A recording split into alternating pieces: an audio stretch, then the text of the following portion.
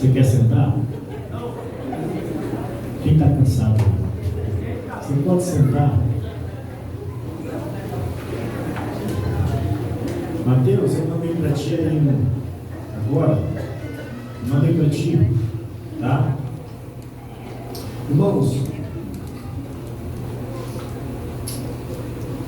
nós queremos, irmãos, que você não falte domingo. Por quê, pastor? Porque domingo vamos tratar de um assunto muito importante. Irmão, qual é o assunto mais falado hoje em dia? Qual é?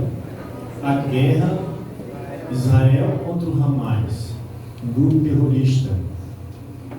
Um grupo terrorista que sequestrou mais de 100 e tantas pessoas, matou mais de não sei quantas pessoas, só bebê foi 40, só bebê, degolou.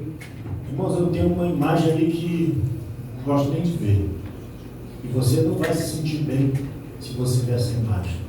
Os terroristas segurando um rapaz israelense, um segura o pé, outro segura a mão, e um pisa no peito dele, e o outro está cortando com a faca, degolando ele. Não é horrível. É horrível. Sabe? É uma cena horrível. Então, Deus me deu uma revelação. Eu já assisti vários vídeos, Silas Malafaia, Augusto Nicodemos, tem vários pastores falando, tem vários vídeos falando, inclusive vídeos dizendo que o problema é da separação entre Ismael, quando Sara mandou Abraão dizer, olha, manda embora essa escrava, e mandou Agar com Ismael. E alguém está dizendo que o problema começou ali. O tema do qual nós iremos falar é o mistério da guerra contra Israel. É uma revelação que Deus me deu. Por que está acontecendo essa guerra, irmão? Que não é de hoje. São anos. São milhares de anos já. Então, você quer saber por quê? Então não falte domingo. Ok? Não falte. Para você saber e se posicionar. Aleluia. Entendeu? Você precisa saber. Para você poder falar para as pessoas. Claro que o que eu vou dizer, irmão, parece loucura. Mas as coisas de Deus são loucas mesmo. Aleluia, Jesus. Né? Aleluia. São loucas. Já Mateus. Irmãos, nosso tema hoje, né? É um tema, eu já falei uns 2 domingos para trás, eu falei sobre família ou Porto Seguro, parte 1 e parte 2. E eu achava que eu não ia mais falar sobre esse assunto. Depois que eu ministrei no dia 1º, no primeiro domingo, durante a semana Deus trouxe esse tema ao meu coração e trouxe essa palavra. Então eu quero compartilhar essa palavra hoje. Família, o tema é esse, família é inegociável. Família é inegociável. Sua família está vendo? Você pode dizer para mim que não. Mas as tuas atitudes, você pode estar demonstrando que você está vendendo a sua família. Aleluia, Jesus. Mas vamos ver isso hoje aqui. Vamos ver exemplo de pessoas que negociaram a sua família. Negociaram e trouxeram grandes consequências, irmãos. Já, Mateus, coloca aí. Irmãos, eu já compartilhar isso com os líderes, tá? O que é necessário para que a gente possa casar alguém nesta igreja? Cadê Mateus? Não, Mateus, é o que eu te mandei agora. Está faltando aí.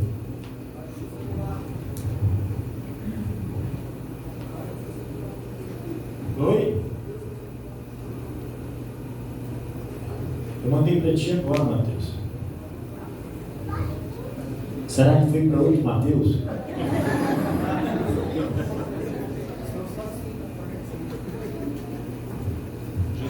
José Mateus Taveira, quem é? Hã?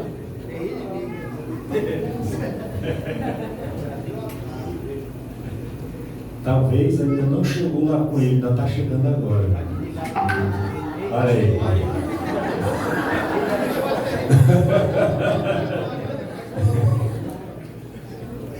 Olha aí. Olha aí. Ah, meu Pai. É assim mesmo, né? Irmãos, o que é necessário para que a gente possa casar alguém nesta igreja? Como é que a gente faz? Então aqui nos está uma orientação que a gente dá. E eu achei importante falar disso antes de entrar na mensagem. Já, Mateus? Enquanto ele está projetando, abra sua Bíblia no livro de Efésios, capítulo 5, verso de 22 ao 33. Então, o nosso tema é: família é inegociável. Ok? Família é inegociável.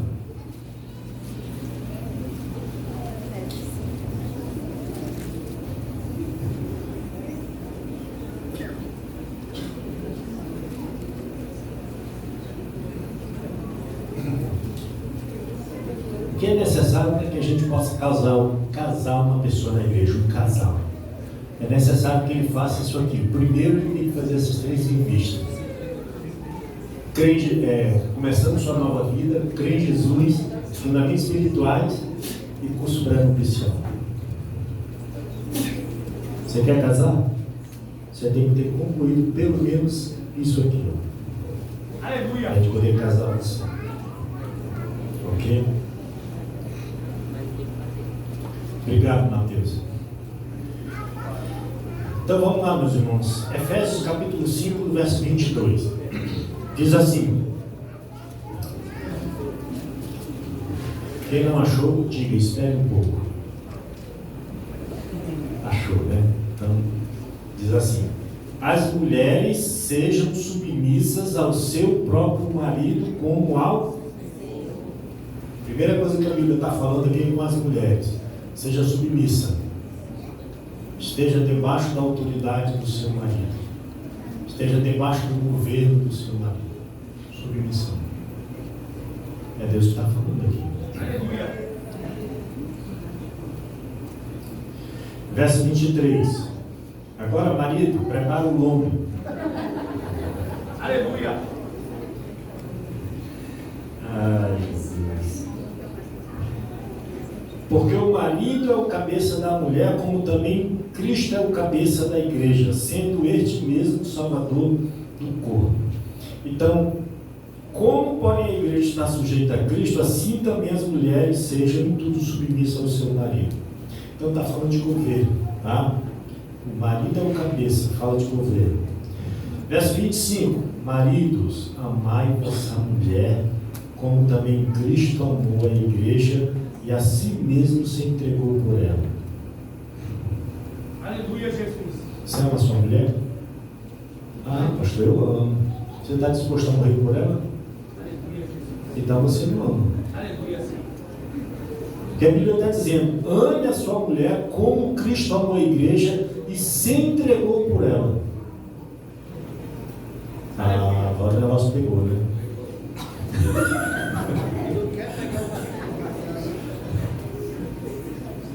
É, a Bíblia está dizendo: Aleluia! para que a santificasse, tendo-a purificado por meio da lavagem de água pela palavra, para apresentar a si mesmo igreja gloriosa, sem mácula, nem ruga, nem coisa semelhante, porém santa e sem defeito. Assim também os maridos devem amar a sua mulher como ao próprio corpo. Quem ama a esposa a si mesmo se ama. Aleluia! Olha só. Aleluia! Verso 26. Porque ninguém jamais odiou a própria carne, antes alimenta e dela cuida, como também Cristo faz com a igreja. Então aqui, irmãos, nesse texto, está falando de 3 coisas fundamentais que o homem deve cumprir: governo, provisão e proteção. Aleluia! O marido que cumpre, ele está provando que ele ama a sua esposa. Aleluia, Jesus. Né? Diz assim: porque somos membros do seu corpo. Eis porque deixará o homem a seu pai e a sua mãe, e se unirá a sua mulher, e se tornarão os dois uma só carne. Essa é a única união em que um homem e uma mulher se tornam uma só carne. Duas mulheres não se tornam uma só carne. Aleluia! Dois homens Aleluia! não se tornam uma só carne. Ok? Muito bem. Grande é este mistério, mas eu me refiro a Cristo e à igreja. Não obstante, vós, cada um de per si, ame a própria esposa, como a si mesmo, e a esposa respeite ao marido. Meus irmãos, eu creio que a maioria de vocês já viu uma placa, né? Vende-se. Né? A maioria de nós já vimos uma placa assim. Mas existem lugares, né, que lá não tem uma placa dizendo vende-se. Mas você sabe que lá é um local de negócio. Não é verdade? Existem lugares onde não tem uma placa dizendo vende-se, mas lá é um lugar de negócio. E o que é negociar? Negociar é usar algo como mercadoria, que tenha seu valor temporário, pois a maioria das mercadorias são perecíveis ao se estragar com o tempo. As mercadorias, irmãos, elas têm valores temporários, dependendo da procura, né? É a lei do mercado. Procura e oferta. Então, se você quer algo que não tem no mercado, qual é a lógica do preço? Subir. Se tem muito no mercado, qual é a lógica do preço? Então, ele tem um valor temporário, a mercadoria. E outra coisa, a mercadoria, elas são o quê? Perecíveis. Se você não consumir logo, daqui a pouco aquilo vai estragar. Ok? Vai estragar. Então, essa é uma realidade. O que você tem negociado com mercadoria em sua vida? Quantas pessoas têm trocado de cônjuge porque perdeu seu valor ao acabar o amor? A pessoa diz: acabou o amor. Ah, pastor, nós tínhamos incompatibilidade de genes. Isso é a desculpa que hoje se usa para a separação. A outra: ah, pastor, acabou o amor. E as pessoas vão separando. Quantas mães têm vendido seus filhos? Muitas até se transformam em barriga de aluguel. Quantas mães que têm gerado para vender como barriga de aluguel? É importante você entender, pai e mãe, ok? Que você precisa ser pai, segundo a Bíblia. É importante, porque seus filhos vão refletir os valores e princípios internalizados no seu coração ao longo da convivência familiar. Uma criança, ela vai crescendo no convívio familiar e aí ela vai aprendendo o quê? Princípios, ela vai internalizando valores e isso vai fundamentando a sua vida e vai dando a ela diretriz, vai dando a ela norte, vai guiando ela para decisões que ela vai tomar ao longo da sua jornada. Então, é muito importante. O primeiro tópico, irmãos, é: Ló quis negociar suas filhas com os homens de Sodoma. Você conhece a história de Sodoma e Gomorra? Na Bíblia? Então abra a sua Bíblia no livro de Gênesis, capítulo 19, verso de 4 a 8. Deus mandou anjos para que destruísse Sodoma e Gomorra. Mas antes que eles a destruíssem, Deus mandou que eles tirassem de lá Ló, que era parente de Abraão. E Abraão estava preocupado com a segurança de Ló. E, irmãos, a Bíblia narra aquele diálogo, aquela conversa, né, entre o Senhor e Abraão. Se lá tiver 50 justos, tu vai destruir? Se lá tiver 40 justos, tu vai destruir? Se lá tiver 30, tu vai destruir? Se lá tiver tanto, tu vai destruir? Meu Deus, aleluia! Entendeu? E os anjos chegaram lá para tirar Ló. E o que aconteceu? Olha só, Gênesis 19, verso 4 diz assim: mas antes de se deitassem, os homens daquela cidade cercaram a casa, os homens de Sodoma, tanto os moços como os velhos, sim, todo o povo de todos os lados. Imagina, irmãos, aqueles homens daquela cidade, pervertidos, corruptos, tanto velhos como jovens, como, sabe, pessoas novas, diz a palavra de Deus, né? Estavam ali os moços. Verso 5: e chamaram por Ló e lhe disseram: onde estão os homens que à noite entraram na tua casa?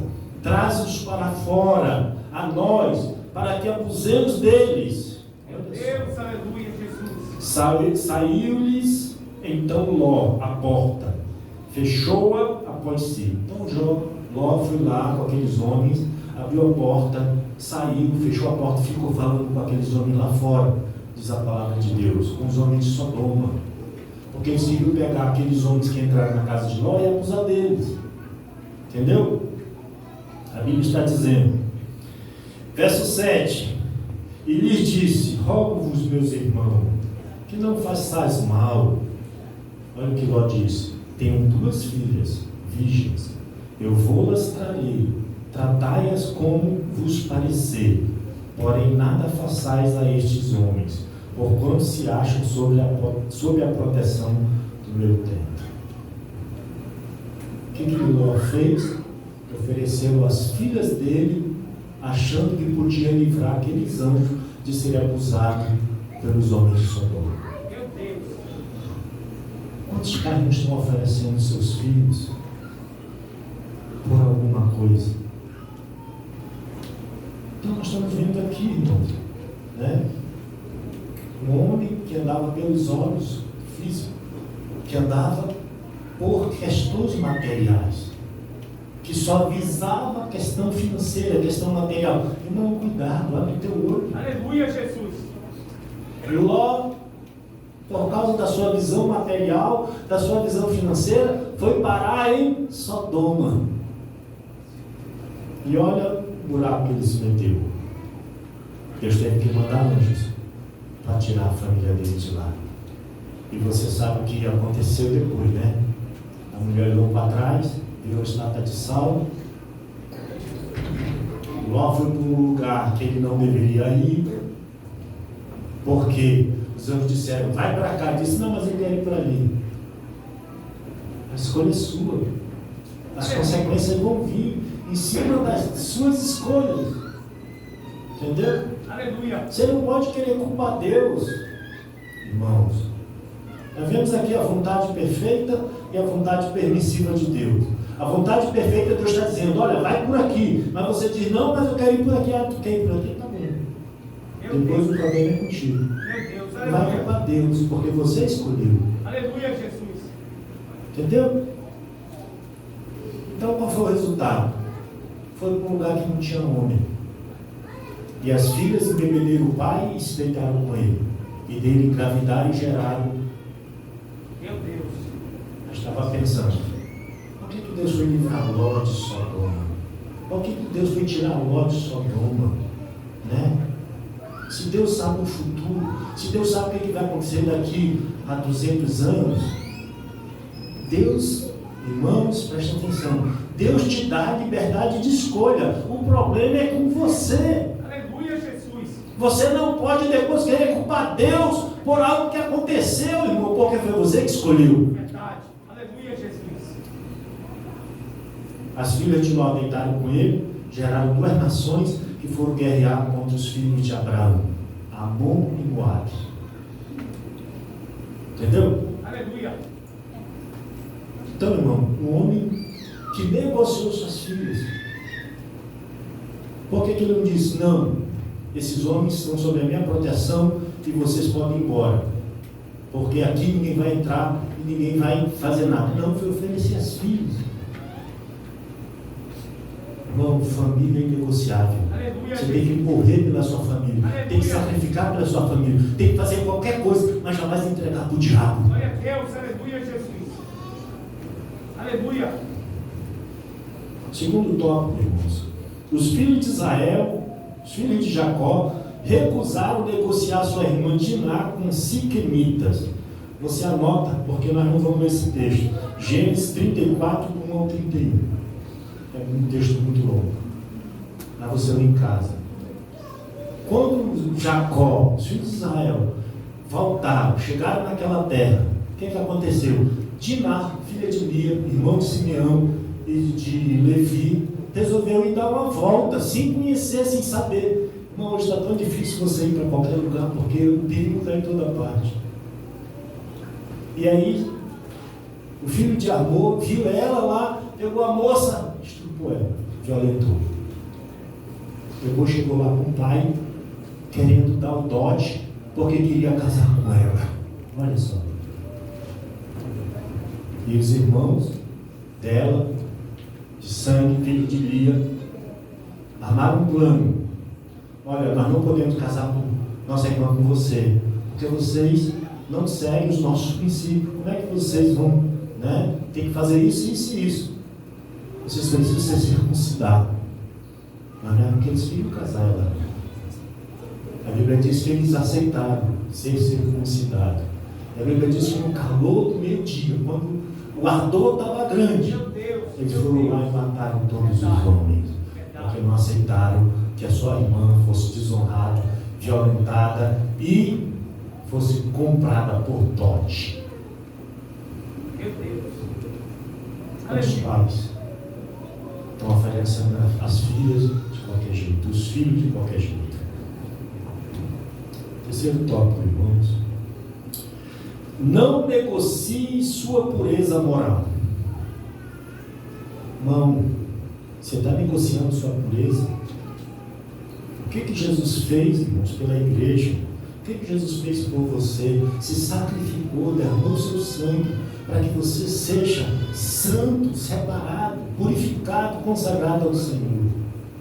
E você fica se sujando com o pecado, se corrompendo, sabe? Quero que você abra. Nós vamos dar 4 exemplos de pessoas que negociaram sua pureza moral. E quais foram as consequências? Então quero que você abra a sua Bíblia agora em 1 Coríntios capítulo 7. 1 Coríntios capítulo 7, verso 25 ao 40.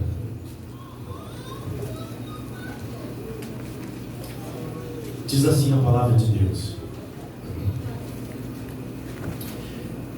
Paulo, olha só. Paulo fala assim, é muito importante o casal ler esse capítulo todo, tá? Nós vamos ler do 25, mas você pode ler do 1 até o 24 em casa. Esse capítulo ele fala sobre família, ele fala sobre casamento, ele fala sobre relacionamento, ok? Então, verso 25 diz assim: com respeito às virgens, não tenho mandamento do Senhor, porém dou minha opinião, como tendo recebido do Senhor a misericórdia de ser fiel. Considero, por causa da angustiosa situação presente, ser bom para o homem permanecer assim como está. Está casado? Não procure separar-te. É o que Deus está dizendo. Você está casado? Não se separe. Você está livre de mulher? Você está livre de homem? Ele está dizendo, não procure esse casamento. Aleluia. É a palavra de Deus que está dizendo. Verdade. Mas ele diz, mas se te casares, com isso não peca. E também, se a virgem se casar, por isso não peca. Ainda assim, tais pessoas sofrerão angústia na carne, e eu quisera poupar-vos. Isto, porém, vos digo, irmãos, o tempo se abrevia, e o que resta é que não só os casados sejam como se não fossem, mas também os que dormem, os que choram como se não chorassem, e os que se alegram como se não se alegrassem, e os que compram como se nada possuíssem, e os que se utilizam do mundo como se dele não usassem, porque a aparência deste mundo passa. Verso 32. O que realmente eu quero é que estejais livres de preocupações. Quem não é casado, cuida das coisas do Senhor, Aleluia. de como agradar o Senhor. Aleluia, Ele está dizendo, olha, se você é uma moça solteira, Aleluia. se você é um rapaz solteiro, se é uma mulher solteira, você é um homem solteiro, olha, você tem que cuidar das coisas do Senhor. Aleluia, Jesus. Você não tem preocupação nenhuma, ele está dizendo. Aleluia, Jesus amado. Deus. Mas olha o que ele diz no verso 33. Mas o que se casou, cuida das coisas do mundo, de como agradar a esposa. O que se casou, cuida das coisas do mundo, de como agradar o marido. Ei, marido, seu cuidado agora é agradar sua esposa. Aleluia, Jesus. Esposa, seu trabalho é agradar seu marido. Glória a Deus, aleluia. Então, qual o problema, irmão, de alguns relacionamentos não darem, certo e ir em frente? Porque você quer agradar a si mesmo. Você só quer que a esposa lhe agrade. Ou a esposa só quer que o marido lhe agrade. Mas nenhum está preocupado em um agradar o outro. Aleluia. Seu alvo é aquela pessoa. O alvo dela é você. Esse é o livro está dizendo. Verso 34, ele diz: e assim está dividido. Também a mulher, tanto a viúva como a virgem, cuida das coisas do Senhor, para ser santa, assim no corpo como no espírito. A que se casou, porém, se preocupa com as coisas do mundo, de como agradar o marido. Digo isto em favor dos vossos próprios interesses, não que eu pretenda enredar-vos, mas somente para o que é decoroso, e vos facilite o consagrar-vos desimpedidamente ao Senhor. Entretanto, se alguém julga que trata sem decoro a sua filha, estando já a passar-lhe a flor da idade, e as circunstâncias o exigem, faça o que quiser, não peca, que se case. E está dizendo assim, olha, se é uma moça, se é uma jovem, se é uma mulher, ela está chegando perto dos 40,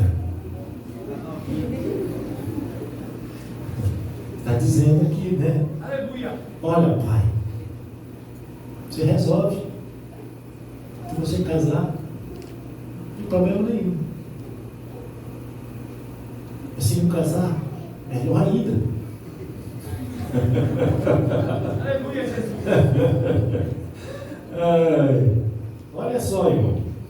Verso 37. Todavia o que está firme em seu coração não tem necessidade, mas domínio sobre o seu próprio arbítrio.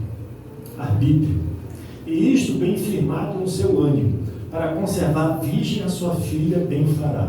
E assim, quem casa a sua filha virgem, faz bem. Mas quem não a casa ela, deixa ela ficar com a titia a vida toda, ele está dizendo, faz melhor. Eita.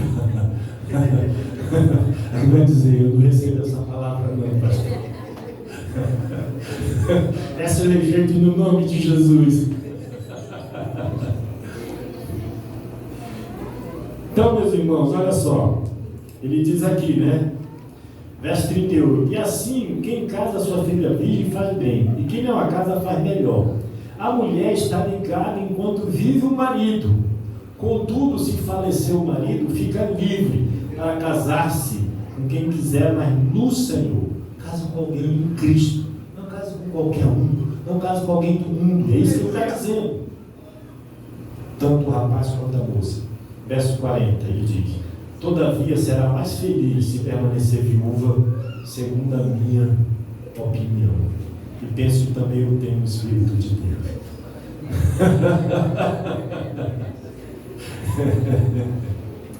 Irmãos, nós temos falado aqui, Deus não criou ninguém para viver só. Deus criou um homem para ter um relacionamento. Paulo não era casado, porque ele resolveu viver para o Senhor, entregando a sua vida para os propósitos de Deus, ok?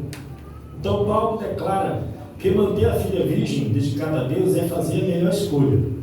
Mas as pessoas fazem escolhas e depois querem desistir da decisão que fizeram, deixando tudo para trás. Irmãos, eu quero aproveitar aqui e abrir um parênteses. Você só tem um filho? Você ainda pode ter mais um? A escolha é sua. Você não pode deixar o tempo passar e depois você não poder mais resolver essa situação, você querer voltar atrás, e aí já vai ser tarde, e aí você vai ficar lamentando. Então presta bem atenção, a escolha é sua. Existe um tempo, né? Existe um tempo para que a mulher possa então gerar, porque depois, irmãos, a madre fecha e aí já era. Você sabe disso. Aleluia, Jesus. Né? Muitos são seduzidos pelas posses financeiras ou bens materiais, sem avaliar o caráter e compromisso com Deus. Quantos pais querem um rapaz assim no presente, sem olhar no futuro? Dizem, eu quero deixar minha filha bem encaminhada, e com um rapaz com bens e condições que possa sustentar, cuidar dela, e isso e aquilo outro. Quantos pais? Né? Está errado pensar assim? Não está, mas você tem que prestar atenção numa coisa. Essa pessoa tem caráter? Aleluia. Essa pessoa é temente a Deus? Ela tem compromisso com Deus? Ela serve a Deus? Essa pessoa está comprometida com os propósitos de Deus? Por que, irmãos? A Bíblia diz, andarão dois juntos se não estiverem de acordo? Andarão dois juntos? Um quer ir para cá, o outro quer ir para ali. Peguei um motorista de Uber, rapaz problemático, que vivia com um relacionamento, ele 22 anos, vivia com um jovem também de 20 anos. Ele queria ir para a igreja evangélica e ela queria ir para a igreja católica. Agora, aí os dois não vão para lugar nenhum, porque nenhum vai para onde o outro quer ir. Nenhum quer ceder. Aleluia, Jesus. Duas pessoas que vivem em desacordo. E a Bíblia diz, andarão dois juntos se não estiverem de acordo? Sem a mesma visão, sem o mesmo foco, sem o mesmo propósito? Não. Entendeu? Família é inegociável. E muitas vezes, irmãos, está vendendo a sua filha. E muitas vezes ela que vai ficar sustentando a família, achando que aquele homem ia ser capaz de cuidar de sua filha. Quantas mães que ficam, pensando assim, eu quero achar um bom partido para minha filha, eu quero isso e aquilo. A pessoa não tem caráter, a pessoa não tem compromisso, se apresentar a alguém como se fosse gente boa, irmão? E muitas vezes a moça acaba se envolvendo com a pessoa, e é ela que vai ficar trabalhando para sustentar a família, porque o cara é um malandro. Eita Jesus! Quer nada com Deus, não quer saber de estudar, não quer saber de trabalhar. Só as escolhas. Só as escolhas. Quando eu estava no mundo, antes de aceitar Jesus, alguém sempre dizia, você quer encontrar uma moça decente? Vá na igreja. Você quer encontrar um rapaz decente? Vá na igreja. Aleluia! Entendeu? Irmãos, nós estamos falando, não negocie a sua pureza moral. Quero dar alguns exemplos, algumas consequências de alguém que negociou a sua pureza moral. A primeira pessoa que nós vamos ver aqui foi Abraão. Abra lá em Gênesis capítulo 12, volta de novo para Gênesis, capítulo 12. Deus chamou Abraão, e logo depois veio o teste. Preste bem atenção. Você sempre vai estar diante de teste, sempre diante de provações, sempre diante de circunstâncias, para testar o que está no teu coração. Entendeu? Então, irmãos, olha só o que aconteceu. Gênesis 12, versos de 10 a 20. Deus chamou Abraão. Abraão foi para onde Deus disse que ele tinha que ir. Mas quando Abraão chegou lá, depois de um certo tempo, o que aconteceu? Verso 10 diz, o que diz? Havia fome naquela terra. Fome. O que Abraão fez? Desceu, pois, Abraão ao Egito para ir ficar, porquanto era grande a fome da terra. Verso 11. Quando se aproximava do Egito, quase ao entrar, disse a Sarai, sua mulher, depois Deus mudou para Sara, né? Ora, bem sei que és mulher de formosa aparência. Olha só, irmãos, Sara tinha 60 anos. Aleluia. Botava muitas mulheres hoje de 30 no chinelo. Me perdoe, esse irmão, tá? É a Bíblia. É. Aleluia, Jesus. 60 anos, meu irmão. Olha aqui, ó. Verdade. Bem sei que és mulher de formosa aparência. Os egípcios, quando te virem, vão dizer: é a mulher dele, e me matarão, deixando-te com vida. Dize, pois, que és minha irmã, para que me considerem por amor de ti, e por tua causa me conservem vida. Olha só. Tendo Abraão entrado no Egito, viram os egípcios que a mulher era sobremaneira formosa, né?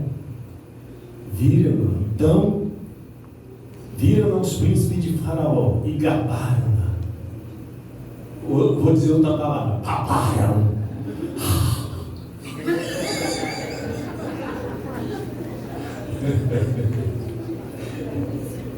60 anos, meu irmão. Hã? O negócio é sério, né? Aleluia. O negócio é sério.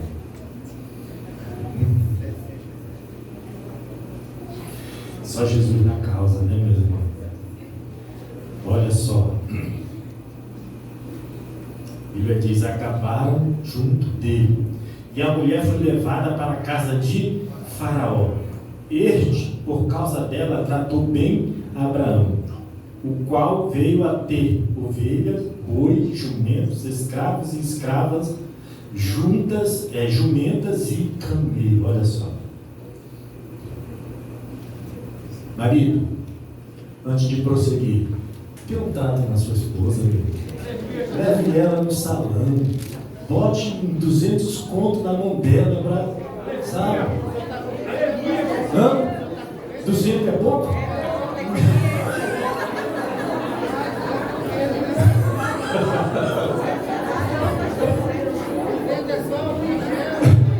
É só a unha em gel. Eu não sei de nada mesmo.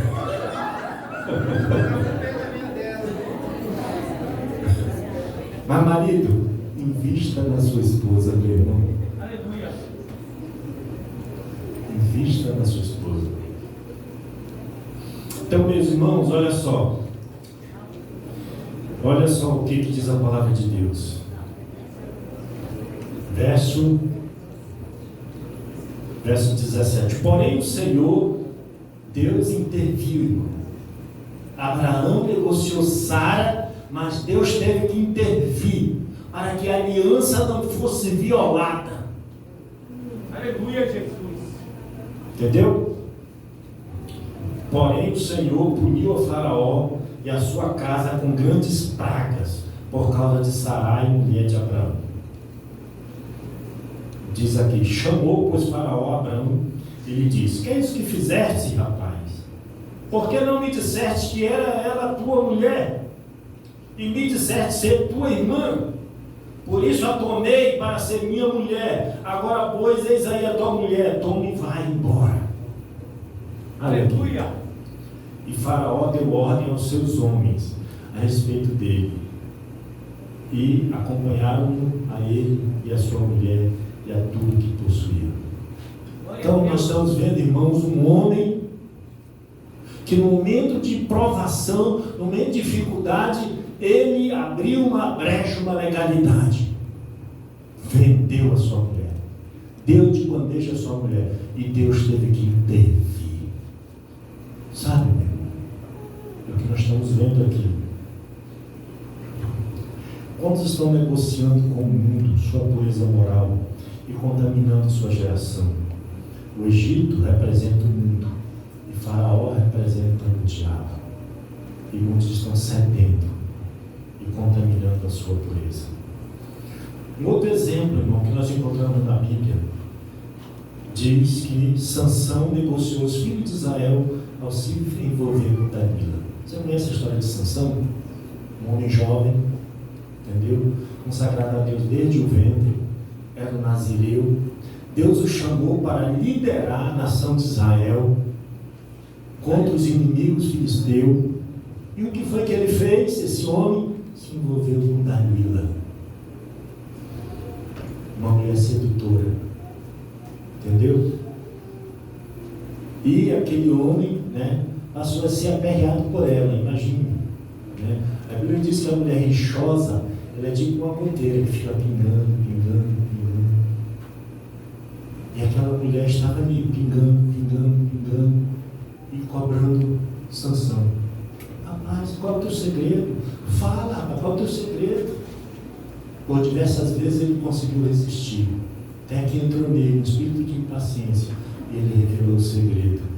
E aí, você já sabe o resultado, né? Cortaram o cabelo, cegaram ele e Arão passou a viver no moinho. Sansão passou a viver no moinho, em círculo. Quantas pessoas sem visão, sem a unção de Deus, sabe, está vivendo a vida em círculo, não conseguem alcançar, seguir em frente, ter foco, ter alvo, ter sonho e realizar os propósitos de Deus na sua vida. Sabe que você está assim? A Bíblia diz, irmãos, que ele perdeu a sua vida tão jovem, tão cedo. A palavra de Deus fala em 2 Coríntios 6, verso 14: não vos ponhais em jugo desigual com os infiéis, porque não há união da luz com as trevas, do crente com o incrédulo, entre o santuário de Deus e os ídolos, entre Jesus e Belial. Não há união.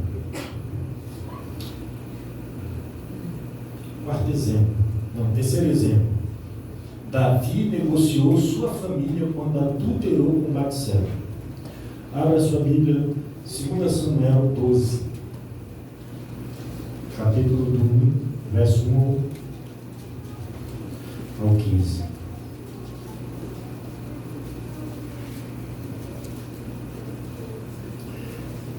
Então preste atenção, no capítulo 11 está o adultério de Davi.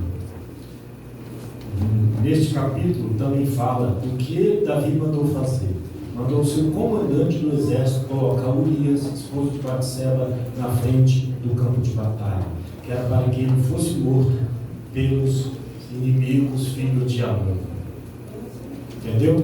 Então, 2 Samuel, capítulo 12, já narra a sentença de Deus sobre a casa de Davi. Então é importante você ler o capítulo 11 em casa. Nós vamos ler do verso 1 até o 15 aqui, irmãos, sobre a sentença. Quais foram as consequências? Olha só. O Senhor enviou Natã a Davi. Chegando Natã a Davi, disse-lhe: havia numa cidade 2 homens, um rico e outro pobre. Tinha um rico ovelhas e gado em grande número, mas o pobre não tinha coisa nenhuma, senão uma cordeirinha, que comprara e criara, e que em sua casa crescera junto com os seus filhos. Comia do seu bocado, e do seu copo bebia, dormia nos seus braços e tinha como filha. Vindo um viajante ao homem rico, não quis este tomar das suas ovelhas e do gado, para dar de comer ao viajante que viera a ele. Mas tomou a cordeirinha do homem pobre e a preparou para o homem que lhe havia chegado. Então o furor de Davi se acendeu sobremaneira contra aquele homem e disse a Natã: tão certo como vive o Senhor, o homem que fez isso deve ser morto. Aleluia. Ele não sabia que aquilo era para ele. Olha só. E pela cordeirinha restituirá 4 vezes, porque fez tal coisa. e porque não se compadeceu. Verso 7. Então disse Natã a Davi: tu és o homem. Tu és o homem. Irmão, quantas vezes você diz a verdade para alguém, ou o líder diz a verdade, ela não quer mais ir para a célula, não vem mais para a igreja, sai da igreja, vai embora, porque ela não quer ouvir a verdade. Verdade. Não tem humildade. Olha esse homem, cometeu coisas terríveis, cometeu coisas muito ruins. Ele adulterou e ainda foi um instrumento, usou os filhos de Amon para que o marido da mulher fosse morto para ele ficar com a mulher. Olha aí o que aconteceu. Deus mandou Natã para ir lá e repreender ele e dizer o que ia acontecer com ele por causa daquilo que ele fez. Mas ele teve humildade de reconhecer o pecado dele. Olha o que diz aqui a palavra de Deus: tu és o homem, assim diz o Senhor Deus de Israel: eu te ungi rei sobre Israel e eu te livrei da mão de Saul. Dei-te a casa de teu Senhor e as mulheres de teu Senhor em teus braços, e também te dei a casa de Israel e de Judá. E se isso fora pouco, eu teria acrescentado tais e tais coisas. Por que, pois, desprezar-te a palavra do Senhor, fazendo o que era mal perante ele? A Urias o Heteu feriste a espada, e a sua mulher tomaste por mulher, depois de o matar com a espada dos filhos de Amon. Verso 10. Agora, pois, não se apartará a espada jamais da tua casa, porquanto me desprezaste e tomaste a mulher de Urias o Heteu para ser tua mulher.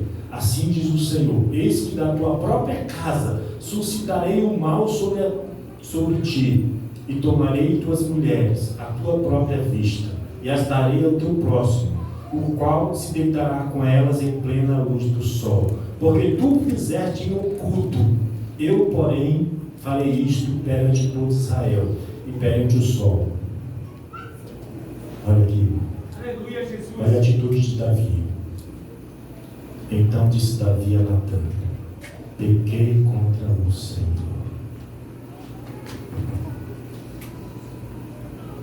Sabe, irmão, como é triste você ver pessoas ouvir a verdade e não ter humildade para reconhecer o seu erro, para não reconhecer o seu orgulho, para não reconhecer a sua dureza de coração. Aleluia, Jesus. A pessoa está chateada na igreja. É uma pessoa que eu estou de olho nela. Ela veio no culto no dia 20 e pouco de junho. Falei uma palavra aqui, ela saiu e não veio até hoje. Depois que Deus mude a história da sua família, quer que Deus mude a história dos seus filhos, quer que Deus faça um milagre. Se há rebelião no coração, se há orgulho no coração, se a pessoa não tem humildade para reconhecer que ela errou e que ela tem que se humilhar, Aleluia, Jesus. sai revoltado da igreja. Olha esse homem aqui, um rei que fez coisas terríveis, mas foi confrontado e ele disse: pequei. Aleluia, Pessoas que preferem sair da igreja, preferem sair da célula, não quer reconhecer o erro que fez, a coisa errada que fez, não quer se arrepender, não quer sofrer a vergonha do pecado. Aleluia, Jesus amado. Onde é que está Deus na sua vida, meu irmão? Onde é que está Deus na sua vida, meu irmão? Olha o que Natã disse. Disse Natã a Davi: também o Senhor te perdoa o teu pecado, não morrerá. Quando você se arrepende de coração, Deus te perdoa. Presta bem atenção.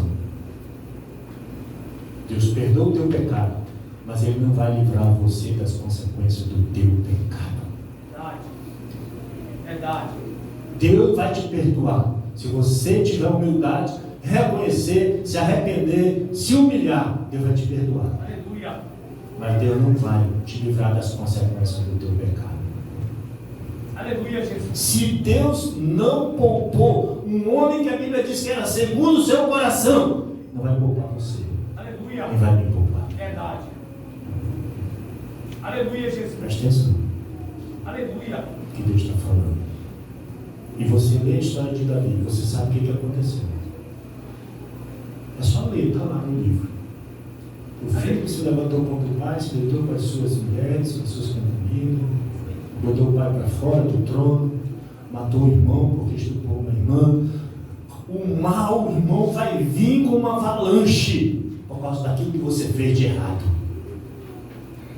Você precisa fazer, ter vergonha, se arrepender e se humilhar. Aleluia, Jesus. Isso é uma realidade triste.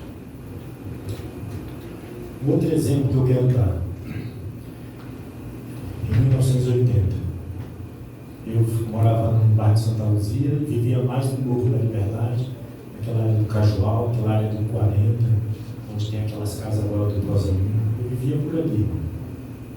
E eu tinha dois amigos, dois colegas, o Azamor e o Davi. Aquela faixa etária de 18, 19, 20 anos.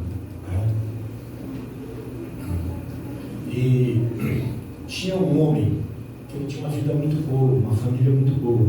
Ele tinha duas filhas lindas. A casa dele era mais ou menos, irmãos, 40, 30 por 50. Ela fechava, era um quadrado assim, uma rua, que ia de um lado para o outro. E era uma das casas melhores daquela época que tinha. E aquele pai cometeu um grande erro na vida dele. Parece que ele já era aposentado, ganhava uma boa grana de aposentadoria. Cometeu um grande erro, botou um bar na casa dele e botou as filhas para servir no bar. E aqueles dois colegas, junto com nós, o outro dizia: olha, vamos fazer um mal. Como é que é o nome? Vamos apostar. Em 3 meses nós vamos conquistar essas duas garotas. Eles iam para lá beber, foram em 3 meses, seduziram e conquistaram as duas. E depois descartaram.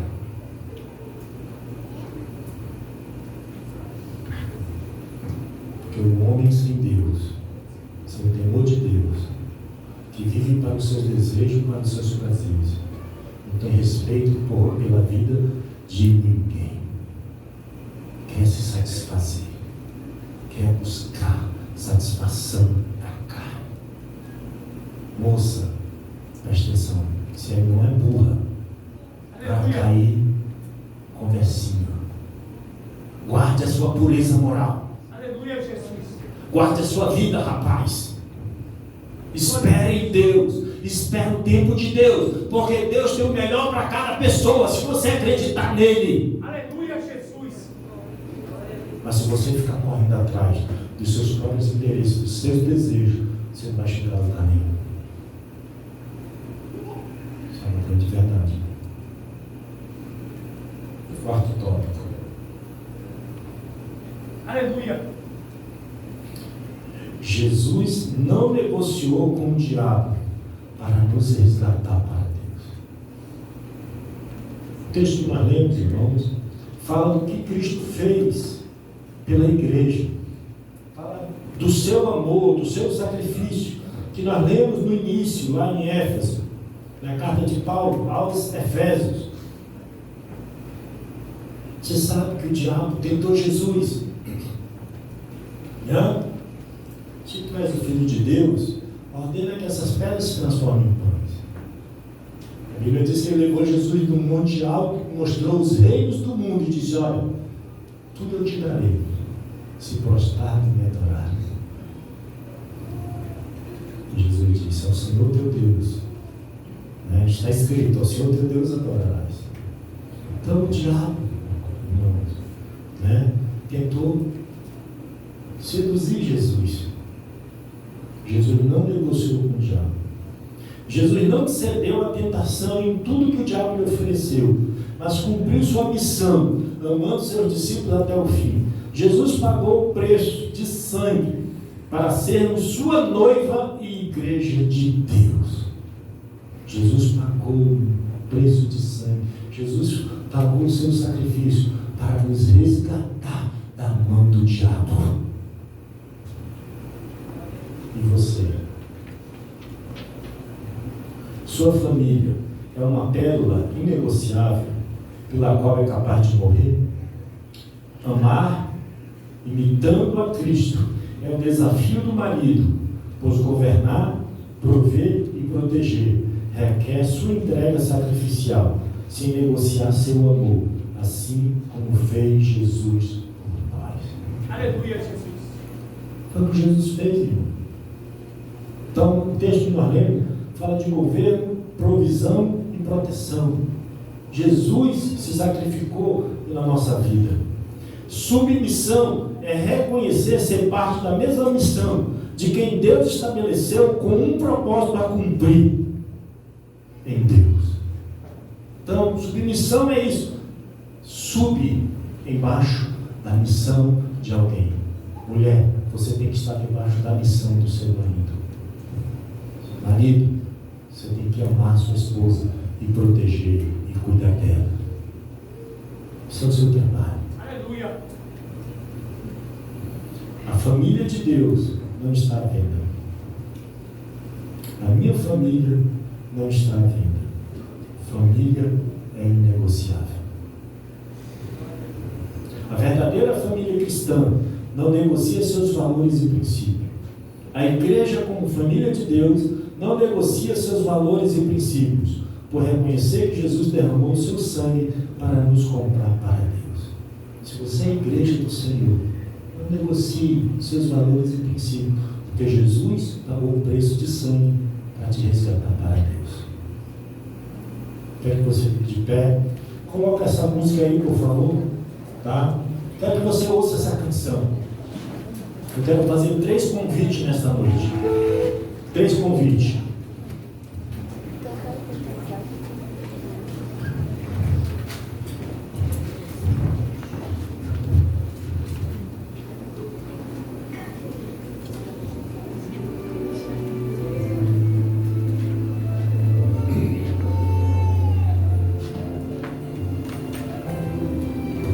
Ouça essa canção.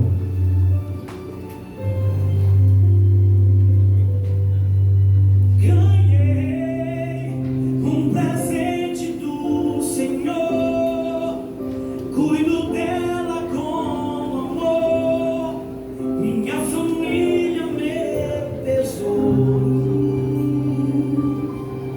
Eu sei que problemas vão surgir, mas juntos vamos conseguir. Estamos firmados no amor. Sei que não somos perfeitos, mas sempre prevalece o perdão. Minha família guardo no meu coração. Eu não troco ela por nada no mundo. A minha família é meu porto seguro.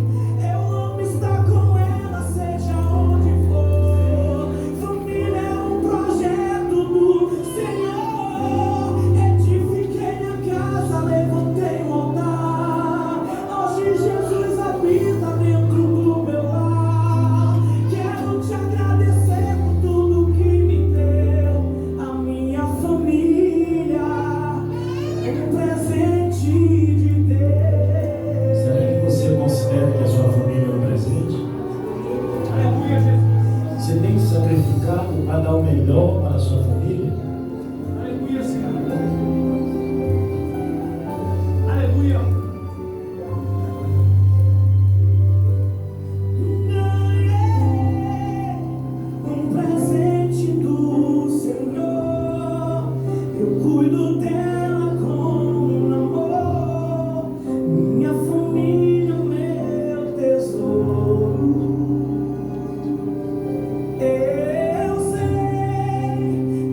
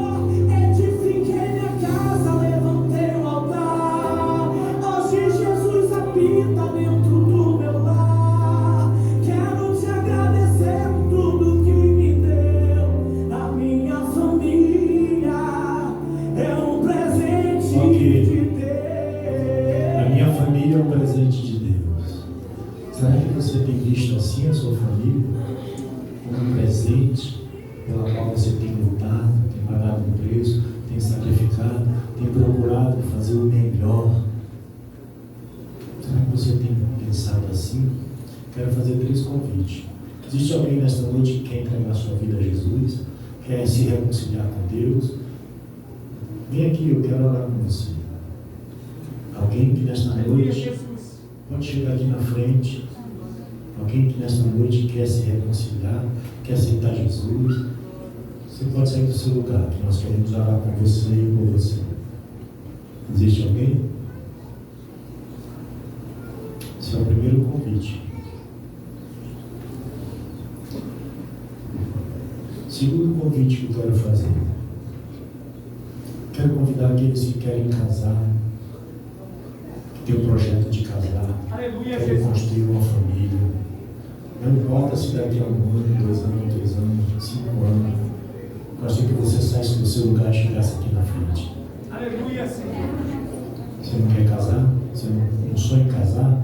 Você não quer tomar um passo, né, de construir uma família? Sai do seu lugar, chega aqui na frente. Queremos orar com você.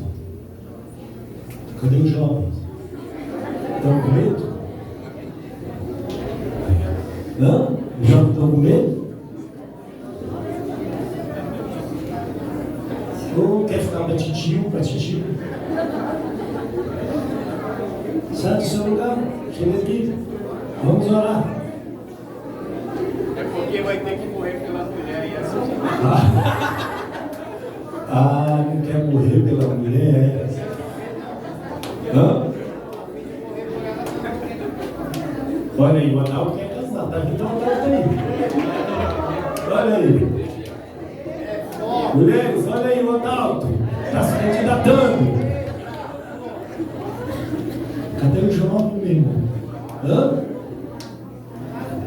Glória a Deus.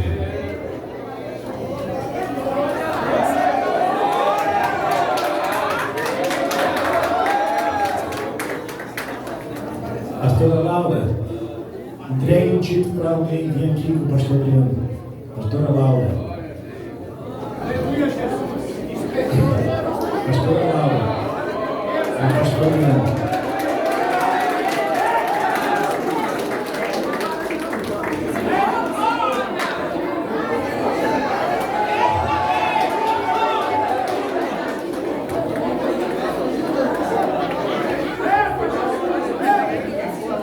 Pastora Laura, deixa o título aí para sua mãe. Pastor Adriano vai orar, ok? E a pastora Laura vai, né? A pastora Adriano vai estar orando pelos rapazes, colocando os joelhos, e a pastora Laura as moças, ok? Então, a pastora Adriano vai estar fazendo isso. Ok? O pastor Adriano vai estar orando e fazendo isso. Ok? Então, essa é uma oração para casamento, para construir uma família. Daqui a 1 ano, 2 anos, 3 anos, 4, 5 anos, não sei. Deus é que sabe. Deus é que sabe o futuro sobre você. E Deus, eu creio que Ele deu o melhor para a sua vida. Ok? Então, pastor Adriano.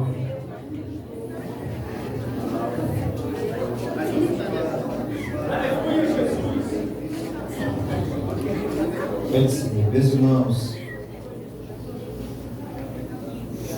eu sei que parece que a missão é impossível, mas dá para vocês casarem sim, hein? Olhando para vocês aqui na frente, disse: meu Deus, só a misericórdia de Deus na vida de vocês, amém? Mas eu tenho uma boa notícia para dar para vocês, né? Eu consegui casar, então você também vai conseguir, amém? Pense nisso. Existe uma responsabilidade muito sobre a vida do homem, né? Então, a Laura vai estar ministrando sobre as moças. O rapaz, ele precisa compreender, né, que a responsabilidade vai ser com ele. Isso é sério, né? Aleluia, Jesus. Não vem aqui com todo respeito aí, né? Com todo respeito, mas não venha com essa conversa de um salário mínimo, não. Aleluia. Não vem com essa conversa não dá. Você sabe disso, né? O homem tem que ter responsabilidade de estudar, de se preparar. O dinheiro é importante, Nós estávamos conversando essa semana, eu e o pastor Rubem, sobre isso. Irmãos, a gente tem filhas aqui nessa igreja, eu entendo que é muito importante, né? Que a pessoa que casa com a sua filha tenha um mínimo, né? Uma mínima vida financeira. Mas o dinheiro não é mais importante que o caráter. Se ele tiver caráter, o dinheiro vem depois. Ele pode ter dinheiro, mas o caráter não virá depois. Eu brinquei com o pastor Rubem, né? Não sei se ele contou essa brincadeira aqui, mas eu vou contar de novo. Eu cheguei com uma bicicleta aqui. Se aparecesse um outro rapaz com uma bicicleta aqui, você daria sua filha para o rapaz da bicicleta? Ninguém sabia, né? Aonde é que chegou o rapaz da bicicleta? Tome cuidado, meu irmão. Se você está olhando só no presente, você vai fechar os olhos para o futuro. Pode ser que esses rapazes que estejam aqui na frente sejam um rapaz da bicicleta. Aleluia, Jesus! Não valorizados, né? Porque pode ser que eles não tenham recurso financeiro, mas amanhã, Deus não sabe. Você não sabe, mas Deus sabe. Pode ser que sejam mais outros com ator lá fora, não é mesmo? Ninguém sabe. Aleluia! Mas se eles acreditarem no Senhor e colocarem a vida no altar do Senhor, Deus vai responder. E vai responder com unção. Amém? Pai, em nome de Jesus, quero apresentar os teus servos diante de ti. Hoje, teoricamente, eles podem até dizer a oração de Davi, né? Ô Senhor, eu não tenho nenhum outro bem além de ti, Senhor. Pode ser que eles estejam com esse tipo de oração, Senhor. Mas, Pai, eu também orei dessa forma. E hoje o Senhor tem acrescentado sobre a minha vida. E tudo que eu tenho hoje vem de ti, Senhor. Nada eu pude alcançar se não foi na tua presença. Senhor, em nome de Jesus, eu quero apresentar. Aleluia, Jesus amado. Acho que a unção não quer sair. Senhor, em nome de Jesus, guarda, protege, Senhor. Nós não sabemos a idade, não sabemos a pessoa, mas isso não é uma preocupação para eles. A gente não tem que estar preocupado com as pessoas, a gente tem que estar preocupado com o Senhor. Oh meu Deus, guarda a vida deles, dessas moças, desses rapazes, Senhor. Que eles possam, em nome de Jesus, colocar o Senhor como prioridade, esperar o tempo que for necessário. Pai, independente do tempo, o tempo não vai matar eles. Jovens, o tempo não vai te matar, o tempo vai te fortalecer. Moça, o tempo não vai te matar, ele vai te fortalecer, vai te deixar mais preparado para aquilo que o Senhor estava preparando para você. Oh meu Deus, guarda, protege essa vida dessas moças, Senhor. Guarda, protege os seus corações, Senhor. Que elas estejam preparadas para cumprir o propósito de Deus, primeiro na vida delas, aqui na igreja, que eles sejam grandes servos de Deus, esperando para o tempo do seu propósito, Senhor. E que os nossos pais, que os pais dessa igreja, possam proteger o coração desses jovens, desses adolescentes, controlando a liberdade deles, Senhor. Não que eles vivam uma prisão, mas mostrando a importância de ter disciplina, meu Deus, com horários, com a conduta deles, Senhor. Oh, meu Deus, abençoa poderosamente a vida deles, de cada um deles. Eu sei que o Senhor tem preparado, porque o teu propósito é o casamento, Senhor. O casamento é o propósito de Deus, e eu creio que nós teremos esses jovens casando com as pessoas dessa igreja. Eu creio nisso, Senhor. E é por isso, Senhor, que eu estou orando, meu Deus. Em nome de Jesus. Amém. Continua as moças aí. Laura, tem um monte de moça ali para você ungir.